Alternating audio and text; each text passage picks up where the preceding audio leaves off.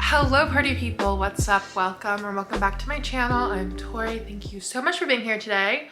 Coming at you a little congested because of allergies, barefaced because I just got my cystic acne checked out at the dermatologist, and in a slightly different location. I've filmed a couple videos here, but if you follow me on TikTok, you know this background very well. I think what's happened is that all of my sweaters are all together and I've started collecting dust because it is still hot and not exactly fall weather right now. So now I'm just like inhaling so much dust. Anyways, longest intro set aside, for today's video, I will be talking about fall trends that I will and won't be embracing this year. This is not a trend prediction video because we are already in October, so fall is well underway. Let's hop in. Starting off strong, the first trend that I've written down is the belt buckle trend. When I think about belt buckles, I think about the return of the Fry boot, popular Miu Miu boot, and now I guess it's Steve Madden dupe. I've also written down this Coach bag, which has this buckle detailing that reminds me of the Givenchy. And then I also wrote down people wearing belts as skirts, as tops, as necklaces, and also the return of the brand below the belt. I really like this trend. I think it's very fun. There are some things on my wish list that I think are reminiscent of the belt buckle trend. I also really like how you can style and interpret this trend in so many different ways. People are layering belts on these days. I'm seeing a lot of funky belt shapes coming out. There's also like this really popular belt from the brand Kate that I've been seeing everywhere, which is like a fun take on the Western studded belt. I also really like how this belt detailing is kind of being brought to bags as well, like in the bag straps and the hardware. I know Paloma Wool has a bag with a really cool buckle detailing. I also really like this trend on like kitten heels and stuff. And I just really like this trend because again, it can be molded to anyone's style or styling philosophy. The second trend I have on here is the fitted cardigan, and that is a trend I will not be participating in.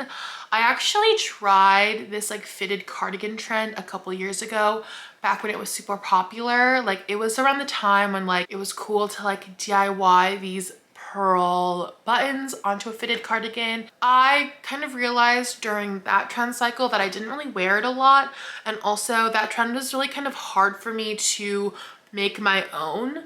And I think that sounds strange because it is such a basic piece, but I think sometimes with this like trend of minimal dressing, of like business casual rich bitch dressing, like sometimes the most basic pieces can also look very costumey, and I think the fitted cardigan can be proof of that. So that is something I will not be embracing this fall. The next trends I have written down are a few color trends. The first one is shades of brown. I really like this trend. Similarly to how florals during spring aren't necessarily groundbreaking, I don't think that shades of brown for fall are necessarily groundbreaking, but I feel like brown has become a really popular shade or color, especially when it comes to like the beauty space. Like I feel like we're always talking about mocha makeup, espresso nails, and then more specifically in fashion, I think we're seeing this pop out with like the brown distressed denim. The next color I have written down is tomato red,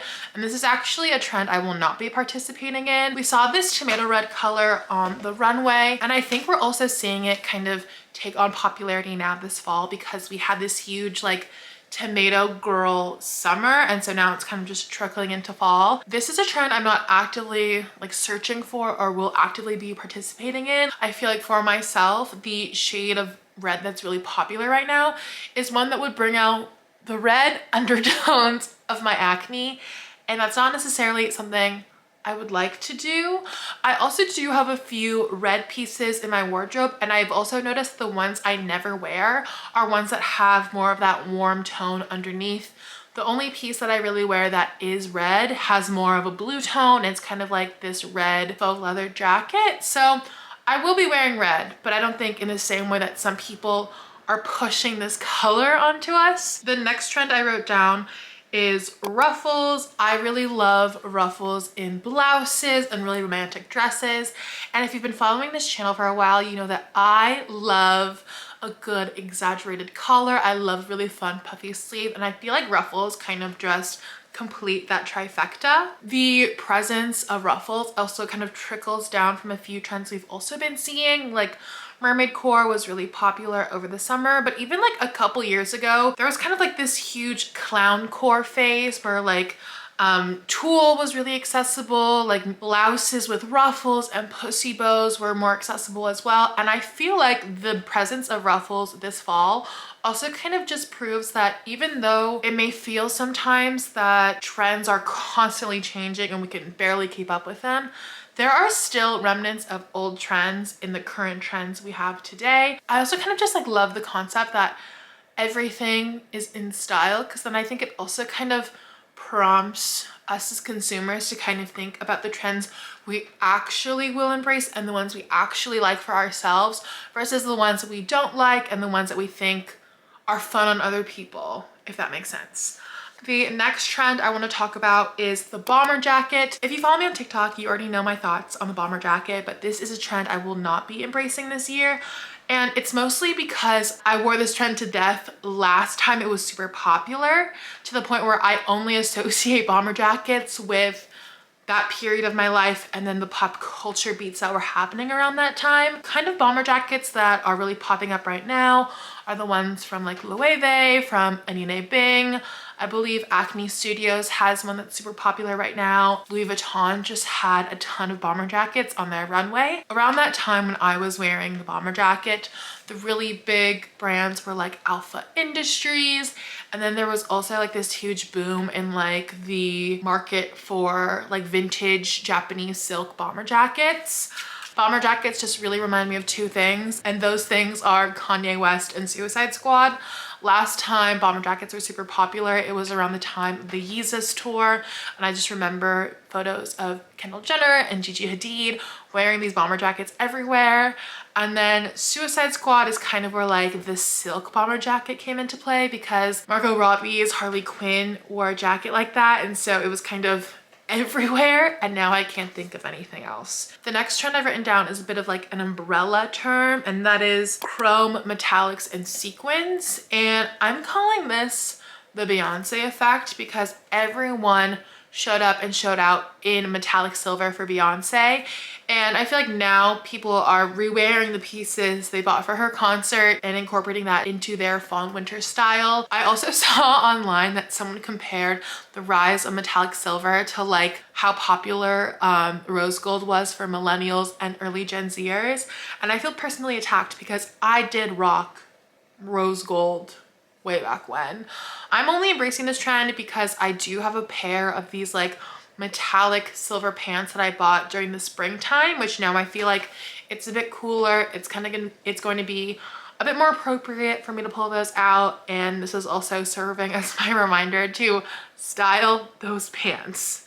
The 8th trend on my list is the capri pant, and this is another one of those trends that I don't think I'll be participating in this year. I'm sorry if I sound like a broken record if you follow me on TikTok, but this trend I feel like is kind of stemming from like the Bridget Bardot summer a lot of girlies were having, because this feels like very French to me. Like I think a lot about like the cigarette pant and stuff like that. The main reason why I will not be participating in this trend is just because I don't think it would look correct on my body.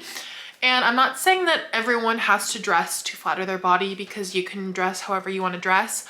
But for me personally, I just like to elongate my legs, and I know that capri pants won't do that. And I think because I'm both tall and bigger, capri pants just look like they don't fit me. So I'm just gonna skip them. Okay, the next trend I want to talk about is maximalist jewelry. I feel like this was a long time coming. We saw everyone Jane Birkinifying their bags. We've been seeing a lot of charm bracelets and charm necklaces, brooches, and embellishments kind of hitting more affordable markets. I really like this trend. I'm personally someone who loves costume jewelry and stuff like that, so I'm really excited to rock a charm necklace, rock a charm bracelet. This trend really reminds me of the era when I was a teenager when people would put patches on everything and like have patches that signified the things they liked, the bands they listened to and stuff like that. And I feel like the charm bracelet, charm necklace is just a bit more of an elevated version of that, because we're seeing a lot of embellishments and brooches on like coats and on dresses. People are going to be bringing back the fun quirky pin, so I'm really into that. I have quite a few pins that I've been collecting over the years that I can't wait to add onto like my sweaters, or add onto my outerwear this fall. So I think it's really fun. The last trend I want to talk about is the CEO chic trend. I honestly feel like this is like the Gen Z, Gen Alpha version of like the peplum tops and business casual of my teenage years, which is really interesting. There are some styles within this category that I really like. I love a good kitten heel. I love like that we're bringing back tights, because that reminds me of like my old Tumblr days. I also really like how the tie is kind of getting retransformed because of this trend. I've been seeing people like DIY a skirt out of ties. I feel like people are just wearing ties again, and that's partly thanks to this trend. But I feel like there are also elements of this that I will not personally be embracing. Like, I don't think I'm going to be rocking the pencil skirt. I will not be rocking the oversized blazer. I do have one in my wardrobe, but I just think that I am more of a fitted blazer girl. I guess old habits die hard, and I kind of like that sensibility better. I feel like the pleated skirt is also in this category, and I love a good pleated skirt, both mini, midi, and maxi. And yeah, so this trend is a little bit 50-50 for me, but overall, I really like it. That's it for this video. I hope you enjoyed. If I missed any fall trends that you've been loving or hating, please leave them down below. I'd love to have a conversation in the comments. If you want to see more of me, feel free to follow me on Instagram or on TikTok. And yeah, that's it. I'll see you for the next one. Bye.